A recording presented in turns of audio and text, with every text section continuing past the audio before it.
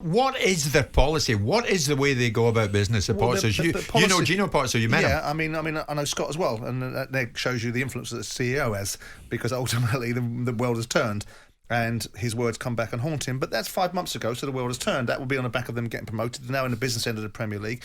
I was surprised. I talking to Danny off air.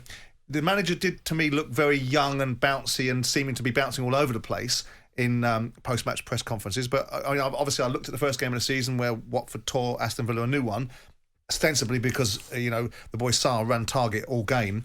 But I looked at that yesterday and I was surprised, because Watford are in no way being dragged into anything at this moment in time. They're 7 points in 7 games. They're doing okay, and it felt to me a little bit previous.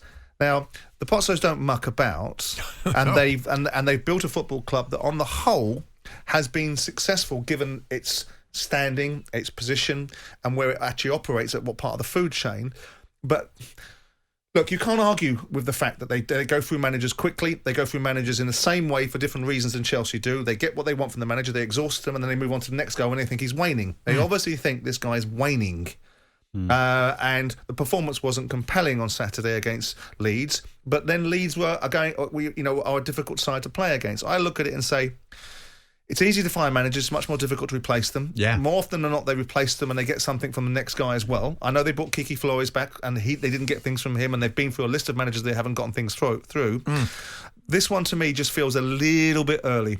I didn't feel that it was overly helpful, and I like Ben Foster. We've had him on the show before. He speaks brilliantly, but when he spoke in after the game how bad they were, that doesn't help. But I mean, the facts you could see before your eyes that they weren't great against Leeds. Well, I mean, they weren't great, but they should have had the goals. There's a goal. There should have been a draw. Judging by the club statement, though, I'd go with everything that Simon's saying, Danny. But on the way out, Watford even took another kick at Munoz, because they say the board feels recent performances strongly indicate a negative trend. You see, at a time when the team cohesion should be visibly improving. So I look at this in if you look at when managers go and the team isn't doing that badly.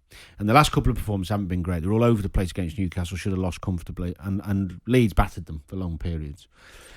Does somebody in the stand sit and watch 2 performances and think the players don't look like they're quite at it, we're going to get rid of manager? I don't believe that. I believe what's happened is they look at performances, but they also talk to players. Now, Simon might not like this, but in my experience, I've had it at many clubs where the senior players get pulled. Yeah, no, that's true. And I know it shouldn't maybe be the way, but I've been asked my opinion many times, and I would suspect, and I'm only guessing, I don't know this, that a few of the Watford boys, whether they've been asked or they've knocked on the door upstairs and said, this ain't working. Because there was a lethargy in the last 2 performances, a lack of belief in what they were doing. Now, I hope that's not the case, because he seems to come across like a decent fella, and he did get them up. Duxbury was talking there about the feel-good factor around the place that he'd created. So, it seems strange for it to have gone upside down so quickly. So what you're saying is that you think internally they've probably gone to a few of the key players. Yes. What's this guy like? Sounds like that. And you've had this experience before. Yeah, of course. Have you been honest, or do you? I've been honest, but I've both ways. Been honest, going, it's a joke, it's never going to work, or it's absolutely he's good as gold. We've got a few injuries. Give it, just be honest. That's all you can do as a player. Are you not tempted to say, well, you appointed him? Well, there's only so much you can do. You get asked the question, and it depends who's asking you the question, Jim. But what I would say is, I think Watford are an exception, not the rule, when it comes to successful football clubs.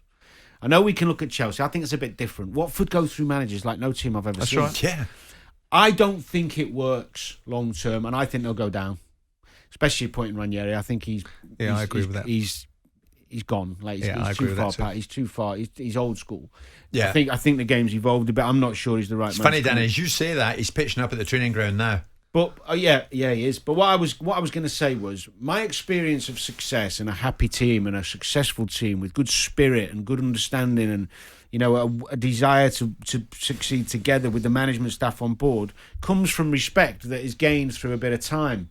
The coach, you respect the coach maybe because he's an all right bloke initially, but it's because of what he does on the training ground and how that gets you results. And that comes with time. And you build relationships with management staff like you do with other players. Yeah. The problem is when you keep changing managers, they tend to want to change A, philosophy, and B, personnel. So there's this constant conveyor belt of can't players. Be helpful, Simon. Yeah, I mean, if I'm a player at Watford this morning, But they would have seen this. I know. They know how this works. But it's not how I'd want to work. They've been there. And, obviously Troy Sick of it. Deeney has left the club and there was rumours of issues with managers that he had there before. I mean, there's an argument which says there's no school like the old school, but I don't see Claudio Ranieri as the headmaster of that particular environment because, you look at it now, you look at his record at Fulham, you look at his record at Sampdoria. I was very underwhelmed with him when I met him years and years ago. People think of him as this nice, genteel, soft little tinker man. He isn't. But I also think if you look at his record over the last 2 or 3 jobs that he's had, whether it's Sampdoria, whether it's Roma, whether it's Fulham, you're not even getting out of into the 40s as a win rate, which is going to get this team relegated. I don't know enough about this manager to suggest whether he deserved the sack or not. What I do suggest is that you look at their performances of recent weeks. They've beaten Norwich that everyone's beating. They got dumped out of the EFL Cup, but a lot of these Premier League clubs get dumped out of the FA Cup. The FL Cup. They might not have played very well against Newcastle, but they got a point. Yeah. They're not getting battered out of sight. It's the 2 performances. I see. This is the thing you see, Simon. They're not giving them time, Simon. We're weeks into the new season. What Simon's saying, we're hardly at the business what end Simon's of it. saying is pretty much right in that the performances haven't been that bad. There's 6 teams worse than them in the division at the moment. 5 or 6 teams worse than them. What they're seeing is that it's going to get worse.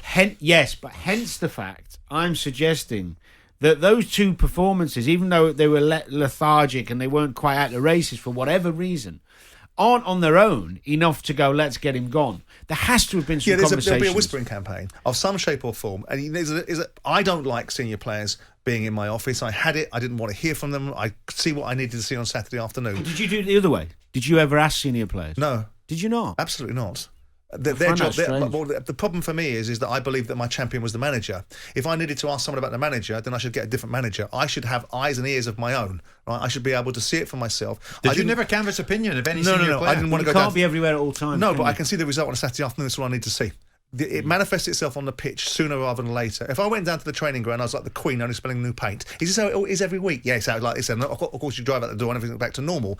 You'd see your outcome on Saturday afternoon. You'd see what was right and wrong. And eventually, if you were not paying attention, you were asleep at the wheel. You'd let it go on for too long. The Pozzos don't let it go on for too long. If they see the first chink in the armour or the first opportunity to suggest that something isn't going the right way, they'll pull the trigger. So when Scott Duxbury said what he said back in May, do you think Gino Pozzo phoned him and said that was pretty ill-advised, actually, Scott? Probably. Well, for Scott, it doesn't help his credibility, does it? Because ultimately he should be sat there going, who am I working for? What's the environment like? What's the possibilities coming down the pike? I'll tell you what, I'll keep my counsel. As long as he keeps going in the right direction, he's going to keep on being supported. So you don't think there's a place in the Premier League for Ranieri? For me, if I'm Watford, I wouldn't employ him. But he's Italian; they know him. And he won the title with Leicester. I think there's a lot of reasons why they won the title, and one of them was Ranieri's press management. I think the players and the coaching staff were incredibly instrumental in that outcome, and Ranieri gets a lot more credit than possibly I think his managerial capabilities entitle him to. Would you fancy playing for Ranieri, Danny? I don't know him well enough, Jim, to have an opinion. All I can tell you is the teams I've seen and the players I've spoken to who've played under him. He'll come in and he'll try and be well organised and hard to beat, which is fine. Nothing wrong with that, and have a good platform. He won't be free-flowing and on the front foot trying to win games like that. That's not what Watford fans are going to see.